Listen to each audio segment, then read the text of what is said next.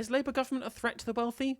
It should be, but it isn't. But I'll be interested to see what this LBC segment is about. Let's watch. Let's have a look. Do you accept that? No, I'll tell you why that is not You true, don't think Andrew. that's true? No, I do not think that's You true don't at all. think that a Labour government is considered something worth thinking about No, as I'll the tell you what- I'll possible tell you what- threat by a Labour? You're mad if you think that. If you don't think that, of course it is. What are the Tories? It absolutely 100% categorically is not a threat to wealth, and they are explicit in saying so. When, quite frankly, they should be. I can't believe we've got somebody on the radio who doesn't know what he's fucking talking about, trying to tell them that they are when they're not, and someone from the Labour Party saying, no, honestly, we love business, we love rich people loads. I know rich people are the fucking enemy, Steve. Steve, Mr. put back onto the front bench even after being reprimanded for anti-Semitism. Done wrong this time. Well, what we've got, your listeners will know. But the true test of political acumen is when you're an ex-professional tennis player, right? How the right got mad over an ex-professional footballer making a political statement on Twitter. Yeah, ex-tennis player making stupid political statements on LBC. Water under the bridge. Who was used as Andrew Neil today? I mean, it's Steve Reed, so I'm not surprised. As well as I do, that we're facing a cost of living crisis right now, the likes of which most people have never seen. We've got energy prices escalating and energy bills going up. We've got inflation now at a 40-year high. We've got personal taxes after the last budget now at a 70-year high. Families just can't make ends meet. So the Conservatives are wrong to have simply allowed council tax to go up, bills landing this week as it happens, by over 5% on average up and down the country, when they could have taken a decision to freeze council tax bills by levying a genuine windfall tax on the oil and gas giants and use the proceeds of that to freeze council tax bills. We had the budget. I don't necessarily think that you need the council tax increase is unwarranted. Like, fucking inflation, mate. Like, that's how that works. I mean, I'd rather they didn't go up. But, there should have been a windfall tax on the oil and gas giants ages ago. And even then, that was just a patchwork policy to be able to deal with the fact that our privatization policy for the energy market was stupid in the first place. From the Chancellor, he chose to put people's income taxes up by freezing the thresholds. That's a form of stealth tax. Apart from what they should be doing with council tax is just increasing council tax on people with fucking mansions. Yeah, fuck rich people. From the top 1%, who he gave away £1 billion bung that has left them better off. You've actually said that you would in Labour reverse the lifting of the lifetime allowance. But they're thereby completely shattering anybody's chance of planning, and the motivation behind losing the lifetime allowance cap. The motivation behind it was a good. See, like a 5% council tax rise is what, like £10 a month? Like, it's actually a gigantic expense. Good one, wasn't it? Well, do you know what the motivation if they wanted was? to help, Obviously, I understand that that £10 might be a huge amount of difference for people who are incredibly low incomes, right? Which is an argument for having an even more stratified council tax system, where people with the big broader shoulders pay even more, and the people who have less ability to pay less. Like, the fact that the divide on these things is closer than it should be, and unfortunately, council tax is currently too regressive. It needs to be more progressive. What if their intention was to keep GPs and doctors working in the health service? They should have done something targeted on GPs and doctors in the health service, just as a few years ago a similar scheme was done for judges. What they didn't need to do was for everybody who is in the wealthiest 1% and give them £1 billion bung, while the other 99%, Andrew, are left paying more tax at the time they simply can't afford it. Well, most of the people that you're talking about are in public service. They are actually, those people with those lifetime allowances were senior medics in the NHS and civil servants. And but even then, like, it's a gigantic government expenditure for very little gain. Right? If I'm going to critique one policy for being inefficient, it's essentially spending £60,000 per person, or £80,000 per person, to be able to specifically to essentially get another 3 years of service out of another doctor, and we could just be spending more money training more of them and increasing the actual overall capacity of these, rather than giving every single wealthy person a gigantic tax cut, just to save on some older doctors, right? Makes no sense. VAT, we definitely do need a VAT cut. VAT should go back down to 15%. Again, if we just equalised income tax with capital gains and dividends tax, we could use that to reduce personal income tax and reduce things like VAT and council tax. The fact that so many regular people have to pay huge amounts in tax just to prop up the fact that the richest people in this country pay fucking no tax is ridiculous. And the fact that the Labour Party's it should be your main thing. You're the Labour Party, the party of working people. Your main thing should be taxes are too high on working people, taxes are too low on people who make money from not working. This needs to be redressed. And the fact that they can't even talk about that because they're too busy trying to pander to corporate goons in the media class is pathetic. Absolutely 100% nothing but pathetic. But genuinely pathetic. And no, it's everybody right? who's got a massive pension worth over $1 million. No, it's everybody. $1 million and 73,000. They've applied it to everybody. I mean, I think we're probably arguing for the same point, which is it should be targeted at doctors, just as it was at judges a few years ago, but not to everyone else who's in the top 1%, not while the other 99%, which, you know, literally the rest of the country is being made to pay more. So Labour will reverse taxes and now council tax. Labour would reverse the lifting of the lifetime allowance, right? Yes, so that you've said absolutely. that. Well, let's see what else you said on tax. Labour, you haven't ruled out a capital gains tax rise. Is that right? Rachel Reeves has denied it, has explicitly ruled it out, right? That hasn't been ruled out. No, that's not something that Labour's looking at the moment. I mean, what we're talking about, the way that we have. The fact that this is seen as a politically toxic issue, that even if they were planning to do it, or they had some intention of doing so, the fact that their media figures come out and saying, well, that's not something Labour's looking at the moment, for example, as if they feel like it's some kind of toxic issue. No, I'd be on the front line saying, yes, we will increase capital gains tax to reduce personal income tax on income earners, right? Working people who do jobs, actually work for a living, need to have their tax burden lessened, and we're going to do that at the expense of people who make money off of being unproductive. That's such an easy political point to be able to make. And they're just shooting themselves in the fucking foot by saying, oh no, actually, we're not looking at capital gains tax. No, we don't want to potentially upset the shareholders, do we? No. Pathetic. The highest tax rates were literally during the golden age of capitalism. It's not even radical. I mean, that's what they say. Like, it's ironic that leftists are probably correct in saying that social democracy is the last bulwark against the revolution, because social democracy is how you fix capitalism so that it doesn't eat itself from within. Yeah, we're not looking at that at all. The way that Labour would fund a council tax freeze is by a proper levy on the oil and gas giants. You've said that.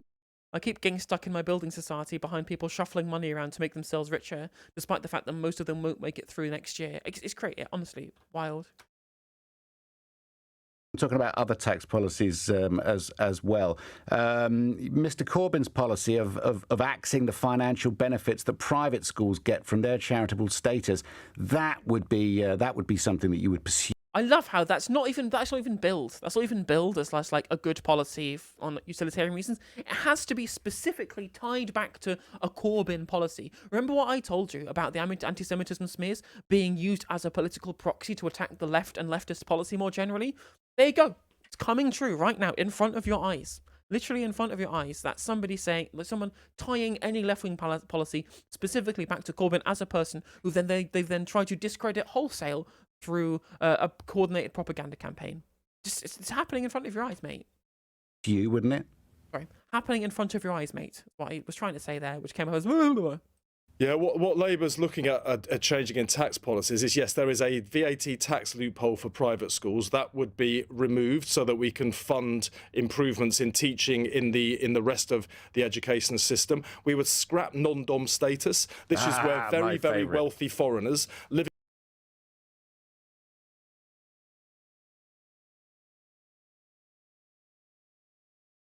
in our country don't have to pay tax. Right. They get it would raise £3 billion that you could use to fund the biggest increase in doctors and nurses around NHS history. They do pay tax. It will literally fund every single thing that the Labour Party say they're going to do.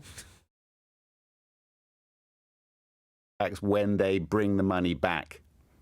No, on the vast amount of their income, they're not paying when tax. they bring the money benefits back, of living in our country, when they bring the money but they're back, not paying income tax. Yeah, but when they bring the money back from another country to this country, they pay tax on it when they bring it back No, here. the vast amounts of their income, most of their income, they don't pay. Even though they're living in this country, like everybody else, even though they're benefiting from being here in Britain, they are paying lower rates of tax than a hairdresser in my constituency. I wonder. I'm going to defend Steve Reed here against Andrew Castle. Obviously, Andrew Castle's really fucking right wing, so there you go. In that, well, they'll pay tax when they bring the money back to the country. Yeah, that's going to happen when, right? Do you think these people who are shifting their money around so they're domiciled in the fucking Cayman Islands are then going to have huge amounts of expendable income that they're going to use to be able to spend specifically in the UK for day-to-day purchasing? Nonsense, Andrew. And yet they're earning billions. It's no. not fair. I understand exactly where you're coming from, and I know where the resentments are. What you don't want, though, Steve, and do you agree with me on this one, is that the rich, let's say the top 1%, those earning more than £160,000 a year, by the way, is the top 1%. What you don't want, because they're paying, for instance, 30%. It's also bullshit, because if they need money, they take out loans because the interest rate is lower than the taxation. Very true. 100%, right? They just use their existing, whatever their share portfolio is, for example, as collateral for additional loans that they then take out to save money on their tax bill. Of the total income tax paid, the top 1% paying paying 30% of income. You don't want them going somewhere else with all their lovely money that we want at this point. So show me any evidence that capital flight happens, Andrew. Then we can talk. I understand, obviously, that you won't do that because the evidence doesn't exist. But, I would like you to produce some evidence on this mythical capital flight that we keep being told will happen if we have reasonable taxation rates. How do you motivate those who are well off to actually stay here? We're not talking about people earning more than £160,000 a year. Non-DOMs. No, I'm not talking about non-DOMs now. The top 1% is what I'm talking about. We talk about the 1% the whole time, and I understand that you want to take them for whatever you can, pay a fair rate of tax. What I just said to you is that the top 1% pay 30% of income tax. You don't want them to be paying it somewhere else, and they're quite quite frictionless. The wealthy, aren't they? But you don't want their money somewhere else. Not talking about non-DOMs. No studies or statistics or any evidence that this capital flight will happen. He just essentially just magics up a potential class full of of people who will engage in capital flight out of his arsehole. He literally just invents this capital flight out of nowhere. That top 1% you're talking about already live here, don't they? They're already living here and paying taxes. The government just gave them a giveaway. They haven't arrived because of the giveaway. They already were here paying taxes at that rate. The government had just taken £1 billion and handed it to them. There's no issue about them going and living somewhere else. But during they've given them extra money. They didn't ask for it. All I'm saying is that you don't want to be driving the wealthy away because they pay an awful lot. No, it's not driving them away, is it? I wouldn't want to drive them away, but I definitely would drive them somewhere. Yeah, I definitely would drive them somewhere. Might not be away, but somewhere. Why does the free market need to protect these people? The market will get filled with plenty of go-getter startups. Yep, true.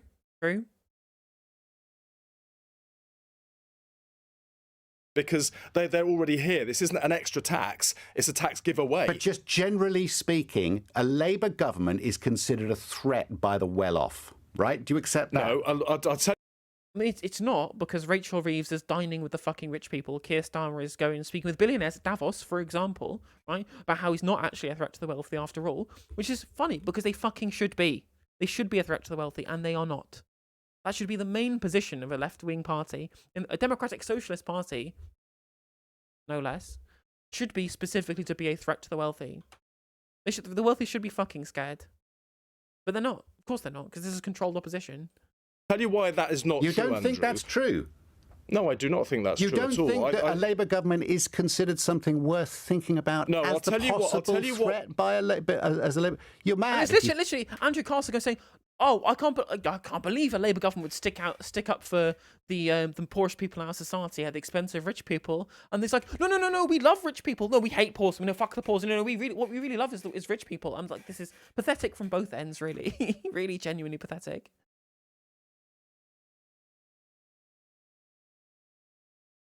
you think that, if you don't think that. Of course it is. I completely disagree with you, and the reason is because people who are doing that well need an economy that is growing. And what we've not seen from the Conservatives these last 13 years is a growing economy. We've currently got the lowest growth in the G7, which is the 7 biggest economies in the world. And if you look at the 13 years now we've had the Conservatives in power and the 13 years that Labour was in power, on average, Labour grew the economy. And this is another reason why huge amounts of state control of the economy is good, right?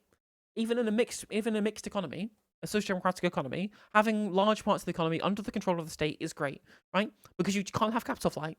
The government can't leave the country.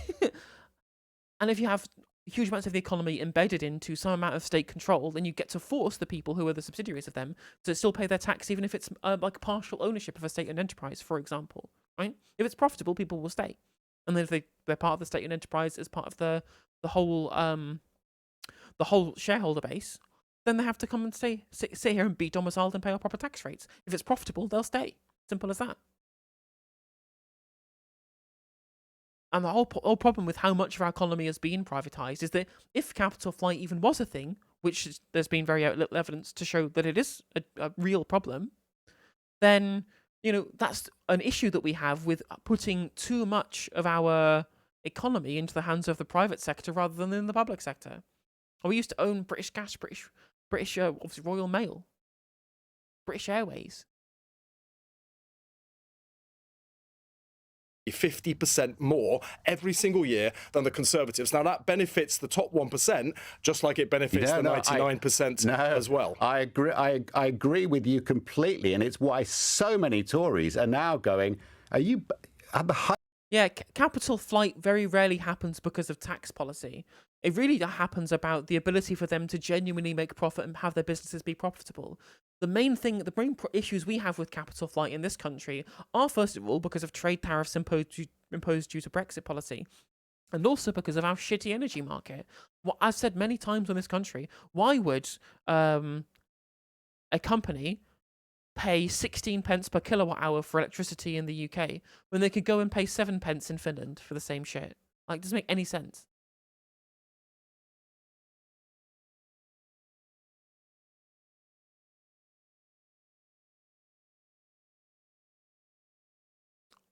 I'm not sure whether the 1% pay 30% of the tax is true or not. You know, it should be higher than that, quite frankly.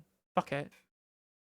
It shouldn't just be, the problem is it shouldn't just be income tax and capital gains taxes. We need wealth taxes. These people have too much wealth. Wealth inequality is the problem. They need to have their wealth taken away from them. That's the issue. And if necessary, their assets. Like, call me a dirty, filthy communist. I mean, I literally am one. But the assets need to be taken away. They have too many assets. Too much of the country is controlled by a small amount of people who have eternally appreciating assets which have had access to, that should be public commons, restricted.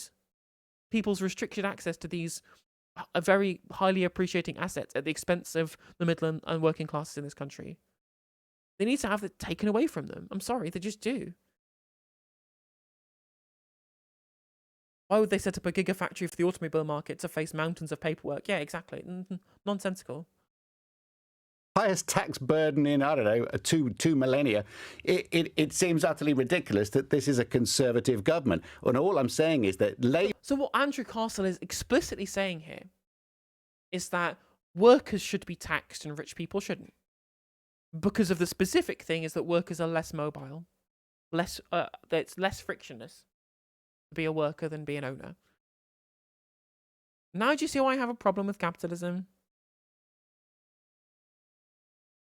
I wonder if they've got something waiting for us that might scare the horses, particularly in the southeast, that might worry Middle England, who've got a decent income and would consider the Labour Party. No one in Middle England with a decent income would be affected by any of this shit. Oh my God, Andrew, shut the fuck up. This is literally him doing an impression of the guy from Question Time who thought that he wasn't in the top 50% earning £80,000 a year. The guy who fucking races motorbikes on the Isle of Man. The most famous man probably in Question Time history at this point, really. He's literally doing the impression, I can't believe all Middle Englanders might be scared of a Labour Party. What on people taxing more than people earning £125,000 a year? Is that really what it's going to be? Is that the real issue here? Come on. It's nonsense. Genuine nonsense. A threat. I'm talking about that stupid mansion tax that Miliband had. I'm talking, things. Oh yeah, true. Why won't people please think of the mansions? Because there'll be a gigantic capital flag where people pull up their mansions and move them to fucking Luxembourg or some shit. Man is deliberately stupid, yeah. Things like that. The possibility of a wealth tax. Nothing of the sort. Things like, okay, no, well, I know nothing's been announced, but that is. I understand, Andrew, that you have loads of fucking money and you don't want the nasty red menace from taking it. First of all, the Labour Party aren't going to take it because they're a bunch of neoliberals, and second of all, you should have it taken away from you. I don't give a shit how good you are at tennis. Fuck you. A concern. No, and I'll tell you what, those last two things we were talking about, Andrew, are linked. The reason that we have a high tax economy is because we have a low growth economy. The way to keep the reason we have a high tax economy is because we have a neoliberal economy, right? We could have had national control of our oil deposits. We could have created it and turned it into a sovereign wealth fund like Norway did, right? There's a reason why Norway has a £1 trillion sovereign wealth fund and we don't. It's because they privatised their oil, so they nationalised their oil, and we privatised ours. The issue with neoliberal capitalism is that people still expect fully funded public services off of a government whose only income stream is income tax, right? Income tax, which is way higher than all the other taxation that could have been placed on people who are completely unproductive. And economic growth is also a problem because people are incentivized not to do productive labour and to instead be completely unproductive and make money out of the money they already have through ownership of assets. These people don't understand how the economy works, and these people are being trusted to, as journalists, quote unquote, i.e. tennis players, to inform the public on economic policy. Genuine. I don't know why I do this to myself. This is the life. This is the career path I want to choose for myself. Speaking of which, please like and subscribe and become a member for 99p on YouTube. Unreal scenes that apparently random shitter millennial sitting in her bedroom talking on YouTube and Twitch apparently knows more about economics than an LBC presenter and a fucking Labour frontbencher. the tax burden low is to grow the economy faster. Now, Labour's got this green prosperity plan. Labour's got this green prosperity plan, and the chairman of Tesco's, not a Labour guy, he's one of the captains of British industry. He said there's only one player on the pitch. Oh, look how close we are to the big nasty bosses. Look how incredibly close we are with the chairman of Tesco, who continually makes Labour violation and operates sweatshops in Rwanda. Not Rwanda, in Myanmar. When it comes to economic growth, and that is the Labour Party. And he was looking at our plans, for instance. Who's that? The chairman of Tesco. He was looking at, for instance, our plans to invest in wind, wave, solar, nuclear. That means really good, well-paid, secure jobs up and down the country. But it also gives us control of our own energy supply in the end, which means we're no longer... Control of our own energy supply? Weird, that. Crazy. I wonder what gives us less control of our energy supply. Is it having the entirety of our energy sector owned by massive multinational investment funds that have shares in huge private companies that continually extract huge amounts of wealth from us, which we then let them continue to keep and pay out millions of shareholder dividends whilst fitting prepayment meters into our poor people's houses? Is that the kind of control of our energy system that you wanted there, Steve? Curious. Reliant on these volatile and increasingly expensive flows of fossil fuels from outside our own country. Why would you not invest in that if it brings you economic growth and it lowers energy bills at the same time? Fracking in Croydon North is what I say, Steve. Fracking. He's fucking pro-fracking. As you would be if you're a what's his fucking net worth, right? Is this guy going to the gulag? Andrew Castle net worth. Let me find out.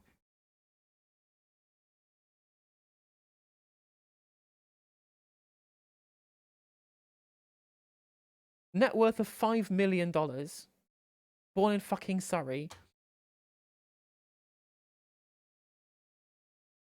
Even considering how shit he was as a tennis player, he still made 344k in prize money. Brilliant.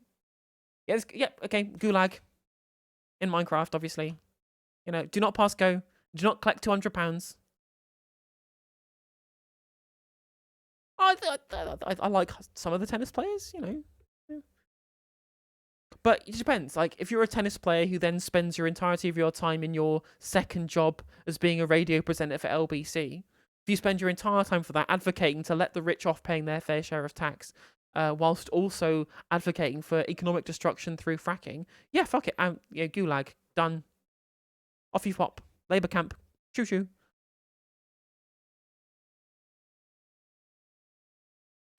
But again, amusingly, fracking in Croydon specifically. Of course, he doesn't want to. Where does he even live, actually? Where does Andrew Castle live? House hunting in Surrey. Yeah, obviously, of course, he lives in fucking rural Surrey and doesn't actually have to deal. Although but he's very happy for there to be fracking in central London, where the poors live. Yeah, because of course, you know, this man hates poor people. The genuine, like, seething hatred of poor people. That's what we've learned from this fucking segment. Jesus Christ. Also, please like and subscribe before you go.